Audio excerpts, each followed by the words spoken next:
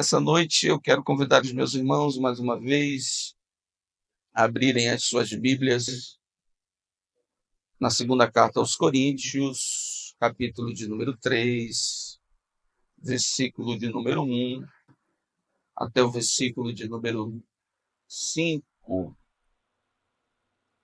Segunda aos Coríntios, capítulo de número 3, versículo de número 1 até o versículo de número 5.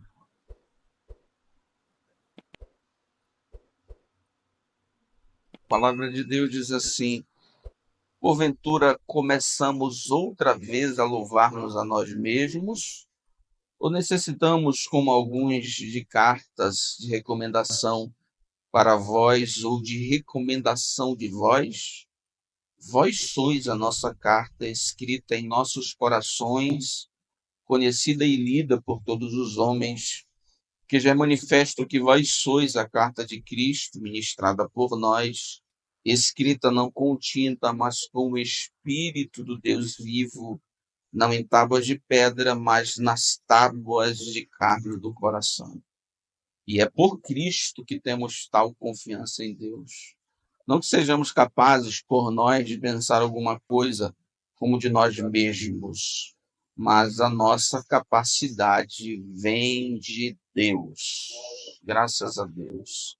Meus irmãos, com base nestes versículos, claramente introduzem o capítulo de número 3. Eu quero refletir com os meus irmãos, pensar juntamente, submisso a um tema, que é o seguinte: vós sois carta. A superioridade do ministério de Paulo. Vós sois carta. A superioridade do ministério de Paulo. Os versículos anteriores, parte final do capítulo de número 2, nós fomos intitulados de bom cheiro de Cristo. No capítulo de número 3, inicialmente, nós somos intitulados, ou a igreja em Corinto é intitulada de carta. E tanto a titulação do capítulo de número 2, vós sois o bom cheiro de Cristo, como a titulação do início do capítulo 3, vós sois carta, são semelhantes no sentido de que dizem respeito a alguns desafios do ministério do apóstolo Paulo, principalmente se tratando de alguns adversários que se levantaram lá em Corinto. E uma das confianças do apóstolo Paulo de que o seu ministério de fato é legítimo e as suas intenções também em pregar o evangelho naquela cidade são legítimas, é exatamente o povo que conhece a Cristo, que foi transformado por Cristo, é salvo por Cristo naquela cidade. O apóstolo Paulo chega a chamá-los de minha glória, minha felicidade, meu orgulho, a prova do meu ministério não é isto ou aquilo. São vocês mesmos que servem a Cristo, proclamam a Cristo como Senhor das suas vidas. Portanto, esses dois símbolos que se aplicam à igreja em Corinto e se aplicam à igreja hoje, se aplicam à igreja em Corinto, à maneira coletiva, e se aplicam a cada crente hoje, à maneira individual, eles são parecidos porque aparecem num contexto de perseguição do apóstolo Paulo. Mas antes de nós partirmos para a nossa reflexão, especificamente em se tratando dessa segunda titulação, vós sois cartas, eu julgo necessário lembrarmos o que na quarta-feira passada nós aprendemos sobre o triunfo merecedor, o triunfo correto, o triunfo digno do Evangelho. E nós iniciamos aquela reflexão do final do capítulo 2, considerando que o apóstolo Paulo adiciona um tema diferente daquele que ele vinha tratando no capítulo de número 1 e em boa parte do capítulo de número 2. O tema é triunfo, vitória.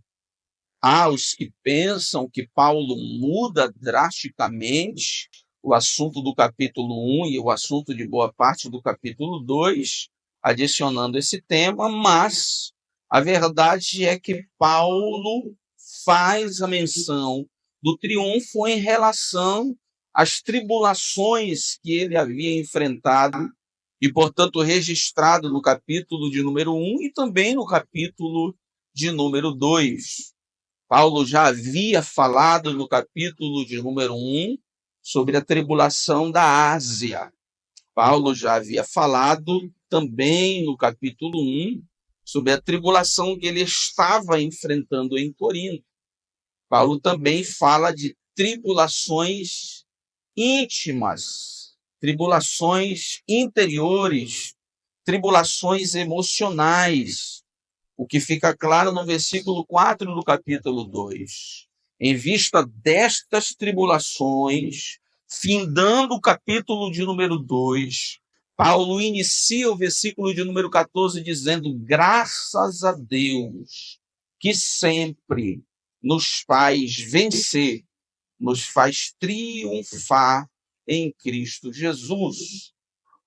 Naquela oportunidade, nós compreendemos que esse triunfo, essa vitória, não se tratava da vitória pessoal do apóstolo Paulo, uma vitória, eu diria, individual, egoísta do apóstolo Paulo.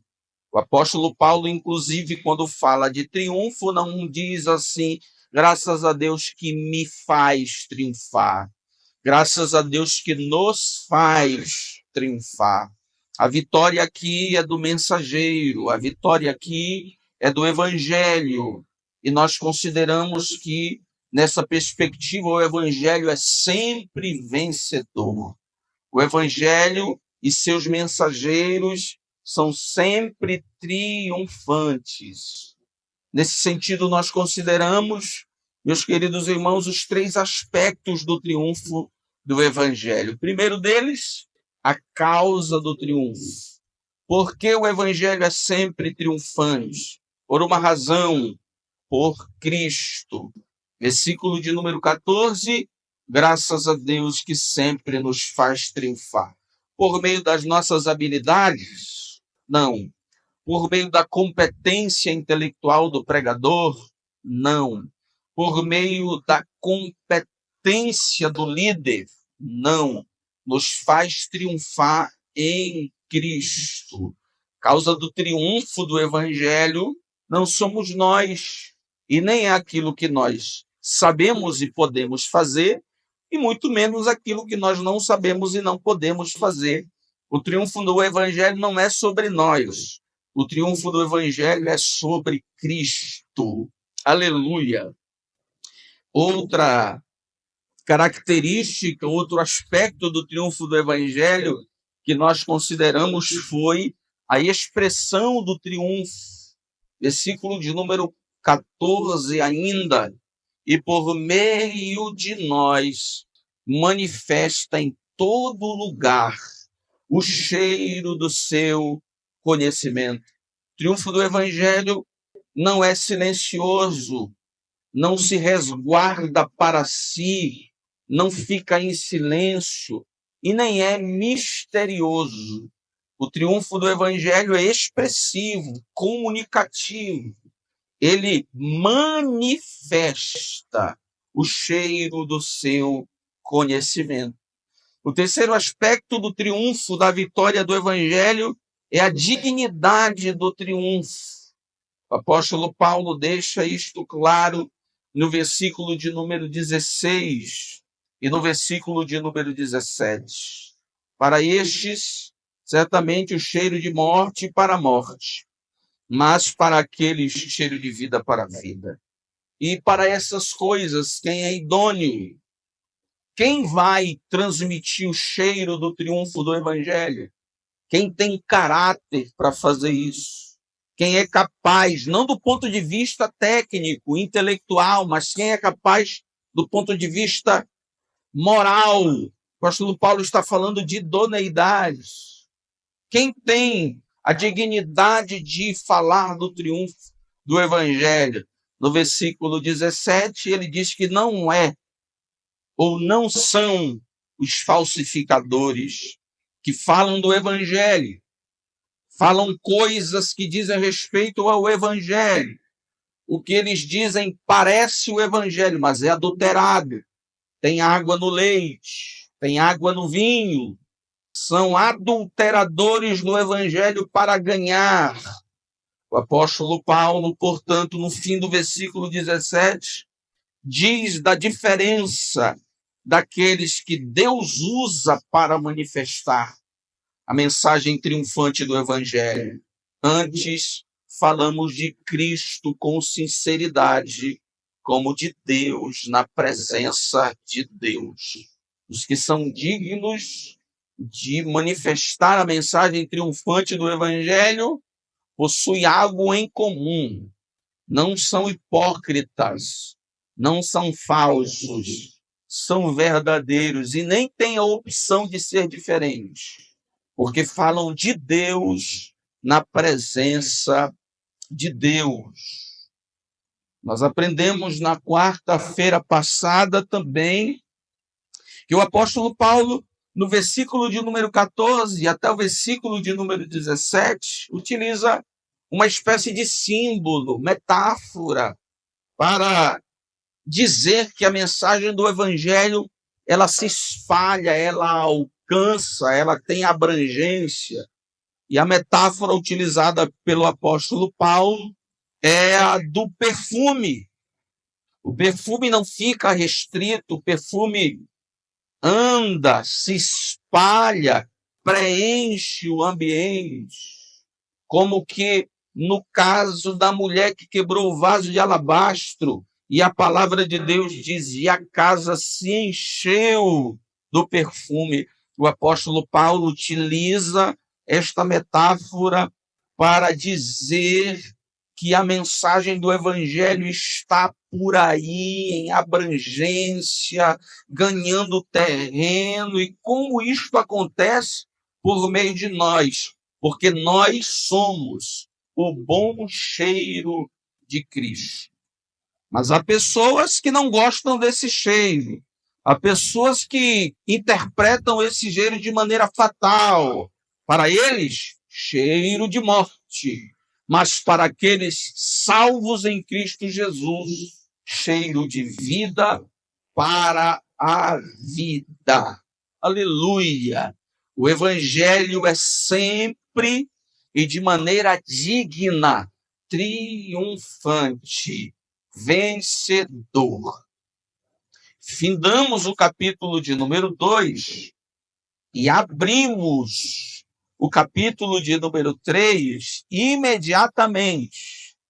O capítulo de número 3 não inicia um novo assunto, é a continuação do que Paulo vem tratando a respeito do seu ministério no capítulo de número 3.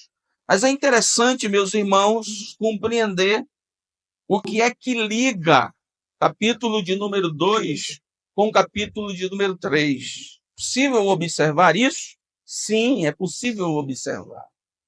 O que liga, em primeiro lugar, o capítulo de número 2 com o capítulo de número 3 são dois temas. O primeiro deles é os adversários do ministério de Paulo. Os adversários do ministério de Paulo aparecem no versículo de número 17, do capítulo 2. Olhe para o versículo de número 17. Porque nós não somos como muitos falsificadores da palavra. Os adversários do apóstolo Paulo são mencionados aqui no versículo de número 17. O apóstolo Paulo se apresenta como alguém que é diferente deles. como alguém que fala de Cristo com verdade, como de Deus na presença de Deus. Seus adversários não são assim, são falsificadores da palavra. No versículo de número 1 do capítulo de número 3, Paulo vai falar de novo dos seus adversários. Porventura começamos outra vez a louvar-nos a nós mesmos? Ou necessitamos, como alguns, de cartas de recomendação para vós ou de recomendação de vós? Esses falsificadores da palavra do versículo 17 ganham terreno em Corinto e são adversários do apóstolo Paulo e convencem muita gente de Corinto a serem adversárias do ministério de Paulo, porque eles têm uma carta na mão que, se questionados, as apresentam dizendo: olha, eu sou de verdade, eu tenho uma carta de recomendação. O apóstolo, mais uma vez, se compara com eles, dizendo: eu não sou igual a eles, eu não preciso de carta de recomendação, porque tem gente que tem carta, mas não tem caráter. É melhor ter caráter e não ter carta. O apóstolo Paulo começa, portanto, a partir do capítulo de número 3, uma defesa da sua chamada, do seu ministério, e agora tem que apresentar as características da superioridade do seu ministério, da legitimidade do seu ministério, que faz com que ele diga: eu não preciso de carta. Quem tem carta em Corinto é falso. Mas o que é que te legitima para pregar se você não tem carta de recomendação? Vocês são a carta. Vocês são a prova da obra que Deus fez por intermédio do meu ministério.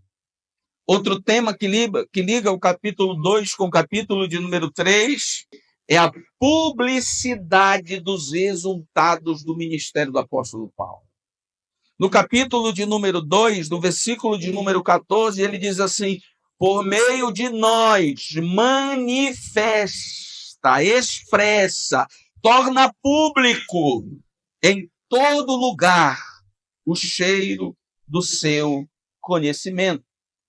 No capítulo 3, no versículo de número 2, olhe para o versículo de número 2 e reconheça o tema da publicidade, da expressão aí. Vós sois a nossa carta, escrita nos nossos corações. Até aí, nada de publicidade. Está escrita no coração. Ninguém consegue ler o coração de ninguém. Mas conhecida. Publicidade. Expressão. E lida por todos os homens. E no versículo 3 ele continua dizendo: porque já é público, manifesto, conhecido, que vós sois a carta de Cristo. Então percebam que do capítulo 2 para o capítulo 3 não há mudança de tema. Capítulo 2 para o capítulo 3 não há mudança de expressão. O apóstolo Paulo está falando dos seus adversários. E isso fica claro no capítulo 2 e fica claro no início do capítulo 3. O apóstolo Paulo está falando de algo que é público, diferente da malandragem, do esquema, da sutileza, da roubalheira que sempre se faz nas trevas, no escondido, no mistério, na noite, debaixo dos panos dos seus adversários. O homem de Deus, a mulher de Deus, o mensageiro de Deus, a mensageira de Deus, não faz nada às escondidas, na malandragem. Ele é verdadeiro. Ele fala de Deus na presença de Deus. E o bom perfume que ele expressa é conhecido de todos. O mensageiro e a mensageira de Deus não é uma carta indecifrável, escondida, misteriosa. É carta conhecida, lida por todos os homens. Clareza, verdade. Não há nada para esconder. Não há nada para tornar misterioso. Não há nada para tornar escondido debaixo dos panos. Quem o faz carrega sobre si a acusação da desconfiança do seu caráter.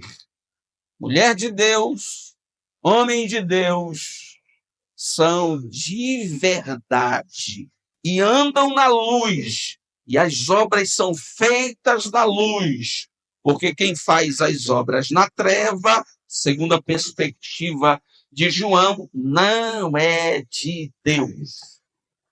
Aleluia! O apóstolo Paulo tem essa característica da clareza. Outra pergunta que nós devemos fazer ao texto, no intuito de a gente entender o que o apóstolo Paulo quer dizer para a igreja em Corinto e, naturalmente, dizer para todos os leitores de todas as épocas, é qual o contexto do capítulo de número 3. É o mesmo contexto do capítulo de número 1 e do capítulo de número 2. Os adversários do apóstolo Paulo agora são apresentados como gente que tem um documento que diz que eles são legítimos, são de verdade. Eles possuem carta de recomendação na mão. Se alguém os acusar, rapidamente, eles puxam o pergaminho, abrem o pergaminho, um papel feito de couro de carneiro. Era o papel da época, uma grande evolução, uma grande tecnologia para o momento, visto que era melhor do que o papiro. O papiro era feito de folha, de uma planta do rio. O papiro era fraco. Se errasse alguma coisa no papiro, tinha que jogar no mar. Tinha que pegar outro papiro. A fabricação do papiro era muito delicada, dependia de muita coisa. O papiro não aguentava viajar. O papiro se acabava na viagem, era muito sensível. Nos tempos de Jesus já havia avançado a tecnologia, eu diria literária, de registro.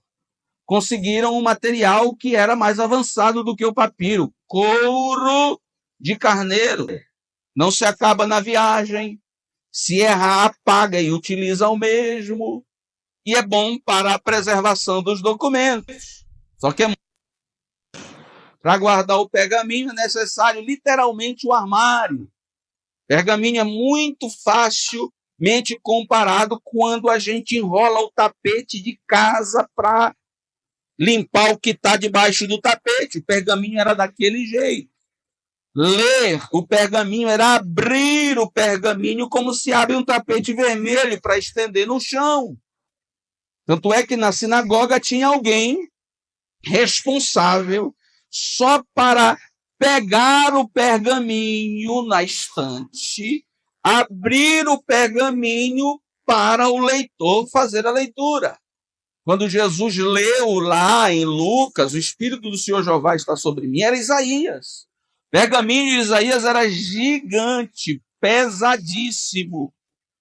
Alguém pegou o pergaminho de Isaías e, de alguma maneira, em algum espaço, abriu para Jesus ler. Isaías, o Espírito do Senhor Jeová está sobre mim, porque ele me ungiu para pregar as boas novas. Então, as cartas de recomendação estavam no pergaminho. Era o pergaminho. E alguém, com o pergaminho da recomendação na mão, dizia, olha, eu sou de verdade. O apóstolo Paulo não é. Porque ele não tem carta de recomendação. Ele não é legítimo. E aí, os ataques ao apóstolo Paulo começam a ter certo sentido. E nesse momento nós partimos, meus irmãos, para compreender o que se pode perceber sobre as cartas de recomendação. Não é uma novidade, nem é uma novidade do nosso tempo. Alguns anos atrás, nós não podíamos sair da congregação para ir a um culto, a uma congregação em outra cidade, sem ter Carta de recomendação. Nós perdemos esse costume. Os pregadores não podiam de jeito nenhum sair para pregar em outra cidade, por mais que fosse mais próxima, sem conversar com o pastor e sem ter a liberação dele legitimada pela carta de recomendação, sua assinatura, o seu carimbo. Não é uma prática nova, é uma prática antiga. A igreja primitiva tinha essa prática, porque na igreja primitiva já tinha os itinerantes, profetas itinerantes, evangelistas itinerantes, pregadores itinerantes, e entre os itinerantes, como hoje, haviam os charlatões, os malandros, os enganadores, os que não gostavam de trabalhar e queriam, entre aspas, ganhar a vida fazendo a obra de Deus. Tem muito preguiçoso por aí que não gosta de trabalhar e diz assim: Deus me chamou, eu vou viver da obra de Deus. Não, Deus não chamou, não. Não há nenhuma vocação. O que há no coração dele é muita preguiça. E ele imagina que na obra de Deus se ganha dinheiro tranquilamente, facilmente, com muita tranquilidade. Na época da igreja primitiva já tinha gente assim. Certamente você já conheceu um pregador, já se impressionou com um pregador, já chorou ouvindo um pregador. Depois você descobriu que, na verdade, ele não passava de um malandro, não passava de um charlatão. Em Pedreira já passou alguns, que inclusive eu conheço. Histórias horríveis dos bastidores. Charlatões, malandros, nem crentes são. Para a igreja primitiva se proteger dessas mesmas problemáticas, ela adotou a carta de recomendação. Os profetas, os pregadores, os itinerantes, os evangelistas que chegavam deveriam apresentar a carta de recomendação. Os irmãos tinham a responsabilidade de hospedá-los, mas na orientação de um documento chamado Didaquê estava o seguinte: se passar mais de 3 dias, manda embora. Porque passar mais de 3 dias sem fazer nada na casa dos outros não é profeta, é vagabundo. Se passar mais de 3 dias sem fazer nada na casa dos outros, dizendo eu estou descansando, eu estou orando, é malandro, é charlatão. Alguém vai procurar uma hora uma joia lá, não vai estar. Aí vai no quarto do charlatão, ele já foi.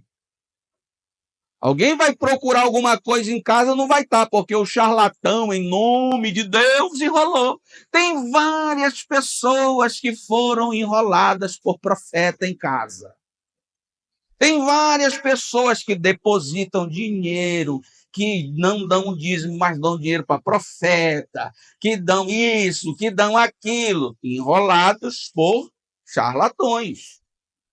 Na igreja primitiva, já tinha esse problema. Por isso, a necessidade de carta de recomendação. A carta de recomendação era uma prática muito comum, inclusive no ministério do apóstolo Paulo. O apóstolo Paulo escreveu cartas de recomendação. Pastor, onde é que eu encontro essas cartas de recomendação que Paulo escreveu? Abra sua Bíblia em Romanos 16.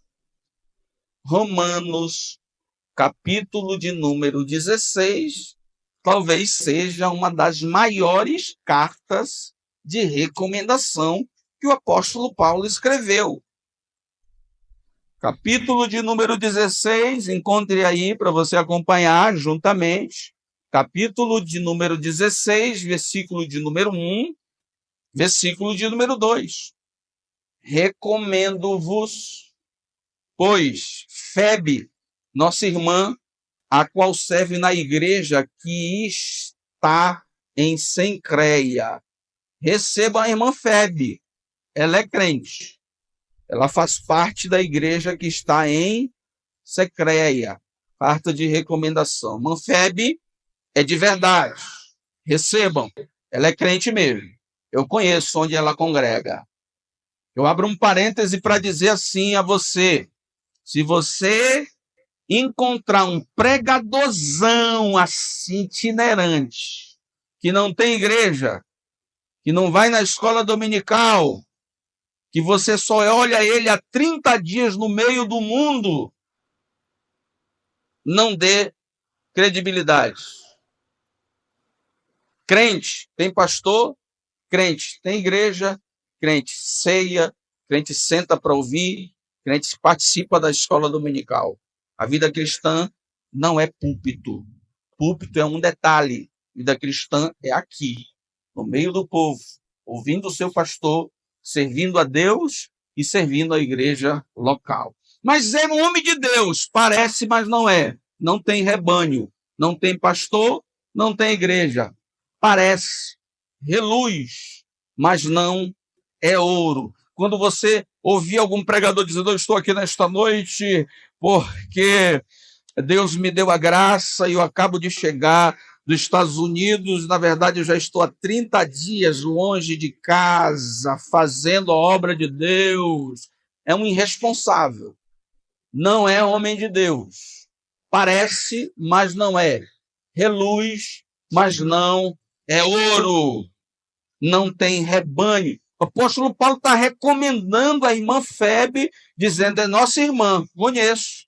E ela é da igreja. Ela serve na igreja que está em Sencreia. Se alguém quiser conhecer a irmã Febe, a igreja está lá em Sencreia. Pode conversar com o pastor de Sencreia, que a irmã Febe é da igreja de Sencreia.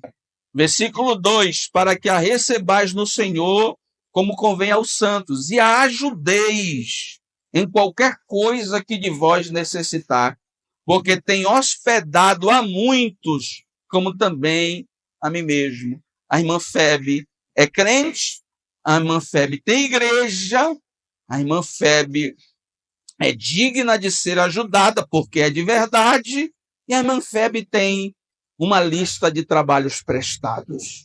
Ela é uma trabalhadora de Deus. Ela hospedou a muitos, como também a mim mesmo. Outra carta de recomendação do apóstolo Paulo, 1 aos Coríntios. Último capítulo também, capítulo de número 16, versículo de número 10 e versículo de número 11.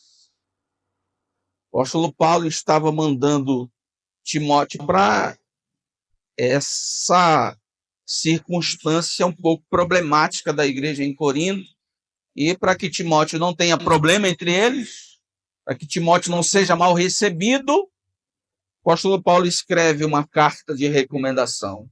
Versículo de número 10 diz assim, do capítulo 16 de 1 aos Coríntios: e se for Timóteo, vede que esteja sem temor convosco. Vocês estão com raiva de mim, mas calma aí, eu estou mandando Timóteo, mas a minha recomendação aqui é que ele esteja tranquilo entre vocês. Vede que esteja sem temor convosco, porque trabalha na obra do Senhor, como eu também. Portanto, ninguém o despreze, mas acompanhai-o em paz, para que venha ter comigo, pois o espero com os irmãos. O apóstolo Paulo está mandando Timóteo para uma circunstância difícil, delicada, a um perigo no horizonte. Ele escreve uma carta de recomendação dizendo que Timóteo não tenha medo entre vocês. Acompanhar aqui é suprir necessidades financeiras. Acompanhar aqui não está junto. Acompanhar no original grego aqui é suprir as necessidades financeiras que ele tiver entre vós. Mas não é porque ele é um vagabundo, não. Não é porque ele é um malandro, não. Porque ele trabalha na obra do Senhor como eu também. Por isso que eu estou recomendando Timóteo. Outra carta de recomendação, Colossenses, capítulo de número 4, versículo de número 10. Colossenses, capítulo de número 4, versículo de número 10. Outra carta de recomendação do punho do apóstolo Paulo. Aristarco está preso comigo, vos saúda, e Marcos, o sobrinho de Barnabé, acerca do qual já recebestes mandamentos. Se ele for ter convosco, se ele for aí, recebei-o. E Jesus, não é o Jesus Cristo, Jesus chamado justo, os quais são da circuncisão, são estes unicamente os meus cooperadores no reino de Deus, e para mim tem sido consolação. Recebam. E qual é o maior exemplo de carta de recomendação do punho do apóstolo Paulo? É a carta a Filemon. O apóstolo Paulo indica, recomenda a Filemon de volta ao seu senhor, ainda diz assim: se tem alguma dívida que ele tiver, não trata ele mal não, põe na minha conta que eu pago, porque ele é teu escravo, é teu servo, mas aceitou Jesus comigo aqui, é de verdade, ele está voltando para ti. Se tiver algum problema, não trata mal ele não, resolve comigo, e se tiver alguma demanda financeira, eu pago. Então, meus irmãos, percebam que a carta de recomendação que o apóstolo Paulo faz menção no capítulo de número 3 da carta de 2 aos Coríntios era algo muito comum. É uma prática muito comum, inclusive utilizada para o mal. O apóstolo Paulo é um exemplo de quem utilizou uma carta de recomendação para o mal. Atos 9. O apóstolo Paulo pediu cartas para perseguir os cristãos. O apóstolo Paulo agora vai dizer o seguinte: eu não preciso dessas cartas. Por que não precisa, apóstolo Paulo? Porque eu tenho uma carta superior. Deus me deu uma carta melhor. E quais são os aspectos, eu termino aqui, da superioridade da carta do apóstolo Paulo? Que é melhor, que é maior, que é mais digna, é mais verdadeira do que a carta de recomendação do mal para o mal dos seus adversários. Quais são os aspectos? A natureza da carta. A carta do apóstolo Paulo não é de papel, a carta do apóstolo Paulo é de carne e osso. Versículo de número 2. Vós sois a nossa carta. A carta não é de pergaminho, de couro de carneiro e nem de folha do rio. A carta de recomendação do apóstolo Paulo é de carne e osso. Vós sois a nossa carta. A carta do apóstolo Paulo não é escrita no papel, que se apaga, que se esvai, que borra, que com o tempo não está mais. A carta do apóstolo Paulo é escrita no coração. Vós sois a nossa carta escrita em nossos corações. Aleluia. A carta dos falsos pode acabar, a carta dos falsos pode perder a validade, a carta dos falsos pode perder a legitimidade, mas a carta do ministério do apóstolo Paulo é gente que o Espírito Santo transformou, e a letra da carta não está escrita no papel, mas no coração. A carta do apóstolo Paulo é superior. E a carta do apóstolo Paulo é superior pelo alcance comunicativo da carta. Versículo de número 2. Vós sois a nossa carta, escrita em nossos corações, conhecida e lida por todos os homens. A carta dos falsos, a carta dos mentirosos era lida só por aqueles que eles queriam enganar. A carta do apóstolo Paulo é superior, é conhecida e lida de todos os homens. A obra da salvação é conhecida e lida de todos os homens. Glória a Deus. Em terceiro lugar, porque a carta do apóstolo Paulo é superior, porque a autoria da carta é superior. Olha aqui o que está escrito no versículo de número 3. Porque já é manifesto que vós sois a minha, do meu punho? Não, vós sois a carta de Cristo. Aleluia.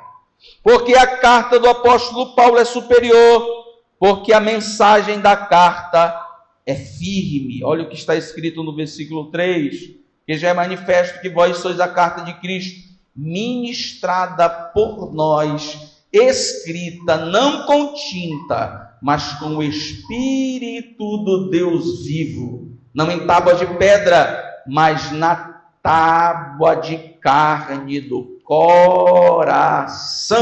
Aleluia. E por fim, a carta do apóstolo Paulo é superior, porque a legitimidade da carta, a verdade da carta, não está no apóstolo Paulo, está em Cristo. Versículo de número 4. E é por Cristo que temos tal confiança. Versículo de número 5. Não que sejamos capazes por nós pensar alguma coisa como de nós mesmos. Não foi a gente que fez essa obra maravilhosa de tornar vocês carta, mas a nossa capacidade vem de Deus. Glória a Deus. Onde é que fica a carta dos falsos? Esquecida, porque a carta do apóstolo Paulo é a obra que Deus fez por meio do seu ministério. Não é carta de papel, é carta de gente. Não é carta escrita no papel, é carta escrita no coração. Não é carta lida só por um grupo de pessoas, é carta lida por todos os homens. Não é a carta de autoria do apóstolo, é carta de autoria de Cristo. Vós sois a carta de Cristo. A mensagem da carta não é de morte, porque a mensagem das tábuas de pedra era de morte, era lei, dizendo: você não vai obedecer, você vai morrer. Mas a carta do apóstolo Paulo é uma carta de vida, escrita não com tinta, mas pelo Espírito do Deus vivo. E a carta é superior, porque ela não é resultado da capacidade do apóstolo Paulo, mas da confiança em Cristo. E o apóstolo Paulo diz assim: a nossa capacidade vem de Deus. Aleluia! Com todas essas características, para quê? Carta de recomendação dos falsos. A obra que Deus opera na vida de quem Deus usa é a carta de recomendação. Glória a Deus por isso. É preciso, antes de ter carta na mão, ter caráter. É preciso, antes de ter documento, antes de ter carteirinha, ter caráter. E as nossas obras, os nossos feitos, são capazes de demonstrar o nosso caráter. A carta lida com autoridade é aquilo que nós fazemos. Vós sois a carta de Cristo. Amém?